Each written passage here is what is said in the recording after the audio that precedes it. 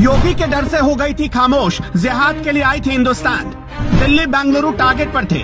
8 मई के phone bill ने सीमा हैदर का झूठ पकड़वाया। भारतीय टीवी पर बैठकर फूफी कोडवर्ड से पाकिस्तानी आकाओं को पहुंचाती थी मैसेज। गेटअप बदलने की मिली थी 1 साल तक ट्रेनिंग। 70,000 रुपए में खरीदा था फोन।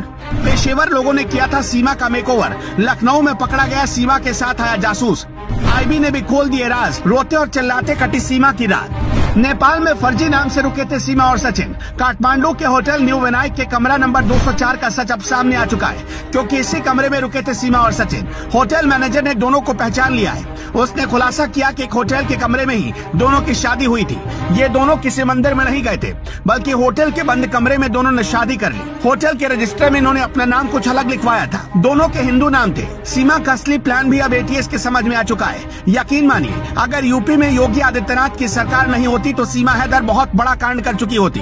किसी तीसरे शख्स की मदद से पूरी तैयारी के साथ सीमा को भारतीय सीमा में दाखिल करवाया गया। सीमा ने बाकायदा पूरी तैयारी के साथ अपना ड्रेसअप इस तरीके से बनाया कि वो ग्रामीण भारतीय महिला लगे, न कि बाहर देश की महिला। नेपाल भारत की सीमा की सुरक्षा एसएसबी के जवान करते हैं। सीमा पर हाई रेजोल्यूशन कैमरे लगाए गए, जहां से किसी का भी बच पाना या भागना नामुमकिन है। लेकिन वहां के सारे वीडियो फुटेज खंगाल लिए गए, पर सीमा सचिन नहीं मिले। ऐसी आशंका है कि गरेडिया का वेश धरकर सीमा और सचिन दोनों बॉर्डर को पार कर गए। बच्चों को भी इसी हिसाब से गेटअप दिया गया, जिससे किसी को शक नहीं हो, और सीमा सचिन भारत में दाखिल हो गए। सीमा हैदर के मामले में सबसे हैरान कर देने वाला खुलासा तो लखनऊ से हुआ, जहां सीमा का एक बड़ा राजदार पकड़ा गया। सीमा हैदर को गेटअप बदलने के लिए प्रोफेशनल ट्रेनिंग मिली।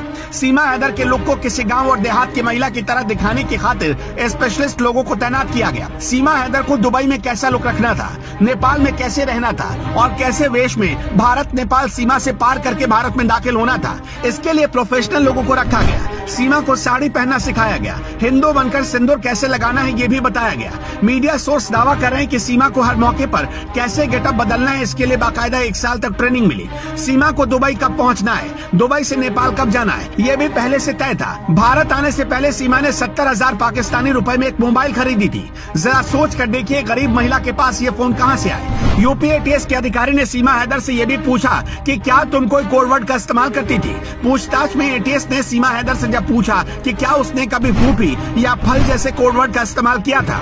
आपको बताते चले कि पाकिस्तानी खुफिया एजेंसी आईएसआई के कामकाज की कोड लैंग्वेज में फूफी उस शख्स को कहा जाता है जो अपने देश की जानकारी आईएसआई तक भेजने का काम करता है। वहीं फल कोडवर्ड का इस्तेमाल रुपयों के संदर्भ में किया जाता है। यूपी एटीएस ने सीमा हैदर से ये भी पूछा कि तुम इतनी शुद्ध हिंदी कैसे बोल लेती हो, तुम्हें हिंदू रीति रिवाजों के बारे में कैसे पता चला। सीमा हैदर के पास से 8 मई का मोबाइल फोन का बिल मिला, और 8 मई को ही सीमा का पासपोर्ट जारी हुआ था, और इसके ठीक 2 दिन बाद यानी 10 मई को उसने पाकिस्तान छोड़ दिया। भारतीय खुफिया एजेंसियां और जांच एजेंसियों की जांच के दायरे में अब ऐसे एजेंट भी हैं जो इस तरीके की खास तैयारी करवाते हैं। भारत में अवैध तरीके से लोगों को घुसवाने में मदद करते हैं। खुफिया सूत्रों के मुताबिक भारत नेपाल सीमा पर 13 मई को सीमा हैदर और सचिन के भारत में एंट्री के दावों की सच्चाई की पड़ताल की जा रही है, और वही सबसे बड़ा राज खोलेगा। उधर यूपी एटीएस ने सीमा को ऐसे ही हिरासत में नहीं लिया, बल्कि उसके पास पुख्ता सबूत है। बल्कि सीमा को हिरासत में लेने से पहले लखनऊ से आईएसआई के लिए जासूसी करने के आरोप में 2 लोगों को गिरफ्तार किया गया। टीम ने पहले उत्तर प्रदेश के गोंडा के रईस को, फिर मुंबई के अरमान को पकड़ा। दोनों पर आरोप है कि ये लोग भारत की खुफिया जानकारियां पाकिस्तानी हैंडलर्स को पहुंचाते थे। कहा जा रहा है कि उनसे भी पूछताछ में कुछ अहम सुराग मिले। एक जानकारी और सामने आ रही है कि सीमा हैदर 10 मार्च को नहीं, बल्कि मई के महीने में नेपाल पहुंची थी।